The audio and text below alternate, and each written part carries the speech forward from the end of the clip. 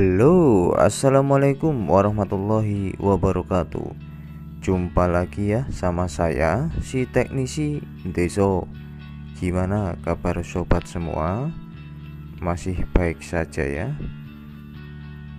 Ya, kali ini kita akan bahas Xiaomi Redmi 2 ya. Jadi dalam keadaan konslet full. Setelah saya cek itu konslet full. Nah, ini penyebabnya karena cas ya, atau terjadi arus pendek sehingga langsung konslet dia. Nah, ini kita tidak tahu konsletnya di area mana ya. Namun setelah saya cek menggunakan power supply, dia langsung bunyi tut ya. Itu artinya short full atau konslet penuh. Ya, kita coba cek menggunakan multitester ya. Ya, ini sebetulnya HP Xiaomi yang sebelumnya itu mati total ya. Namun karena baterainya saja, dan ini setelah bawa yang punya dicas dengan tegangan, tidak tahu ya salah atau gimana, langsung mati dia. Nah, ini sekarang langsung short full. Ini dicek, dibalik lagi ya. Nah, diputar balik, tetap dia short atau konslet.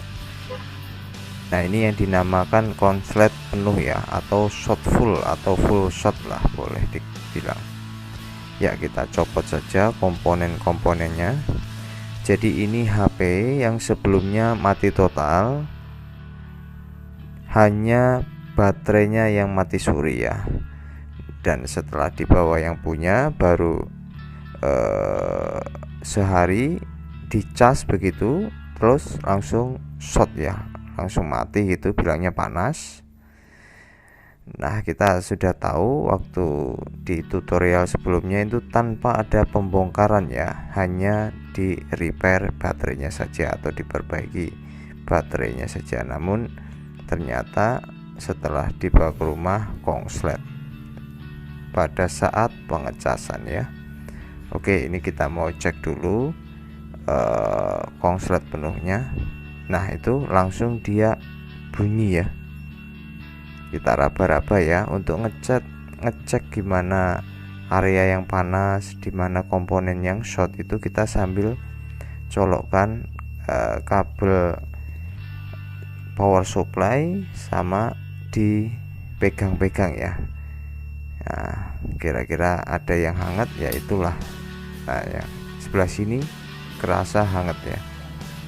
Nah, dimana yang kita temukan rasa hangat atau panas, baru kita cek menggunakan multitester analog bisa, ataupun digital juga bisa ya untuk test pointnya. Nah, ini masih hangat. Setelah saya standby kan tadi menggunakan power supply, sekitar area sini ya yang hangat. Nah, nanti kita lebih detailnya kita cek satu-satu komponen kapasitornya ya. Ya, ini saya akan menggunakan multitester digital ya untuk ngecek komponen yang short atau yang konslet, karena lebih detail, nilainya lebih kelihatan ya. Oke, kita cek satu persatu ya di setiap sisi komponen kapasitor ya. Ini oke ya. Nah, sebelahnya itu pasti ground ya, negatif. Kalau yang sebelahnya oke, yang sebelahnya ground, itu aja. Ini ground. Nah, sebelahnya ini punya nilai ya. Kalau ini ground, terus yang sebelahnya sebelahnya ground juga. Harusnya punya nilai ya. Coba dilihat, itu ground ya, 0. Kalau posisi 0 itu ground ya, atau negatif. Ini juga negatif ya. Seharusnya yang sebelah sisi itu ada nilai, yang sebelah sisinya negatif atau ground. Oke, kita sambungkan coba. Oh, tetap 0 ya. Coba ya, ini short full ya, short ini konslet ini ya sobat, karena kita sambungkan dia tetap los ya, nyambung ya. Nah ini yang tadi yang tersangkanya ini. Nah ini setelah kita cek menggunakan multitester digital, dia los ya, sambung sisi satu ke sisi yang lainnya tuh nyambung ya, tidak punya nilai tegangan.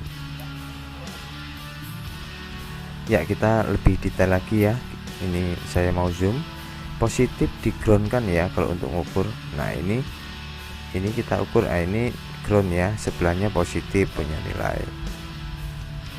ini punya nilai, sebelahnya ground ya, jadi sebelahan gitu ya.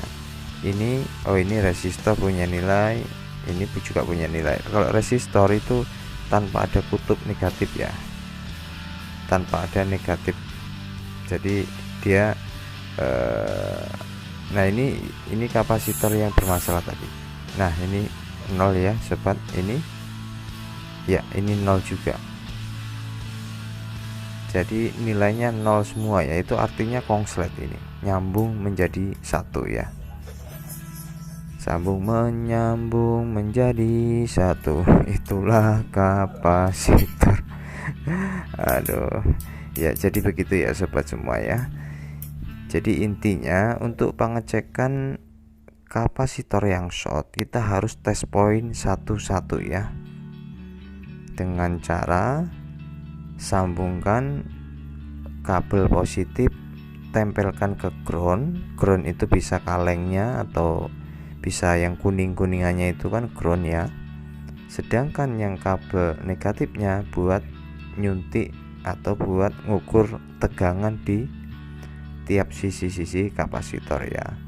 Dan setiap satu kapasitor itu mempunyai dua kutub ya. Kalau kita senggol yang kutub sebelahnya itu nilainya 0, itu berarti negatif. Kalau yang sebelahnya itu punya nilai, itu berarti positif ya, yang punya nilai. Nah yang ini tersangkanya tadi, jadi tiap sisinya itu tidak punya nilai ya, artinya berarti ground ketemu ground ya. Itu saja simpelnya ya. Jadi untuk tes poin atau untuk cari kapasitor yang konslet itu cek satu-satu ya. Yang namanya tes poin itu ngecek satu-satu kapasitor sampai kita menemukan nilai angka yang seperti tadi ya. Jadi kalau sebelahnya 0, nah itulah tersangkanya. Nah ini saya copot dulu, terus kita mau buang saja ya.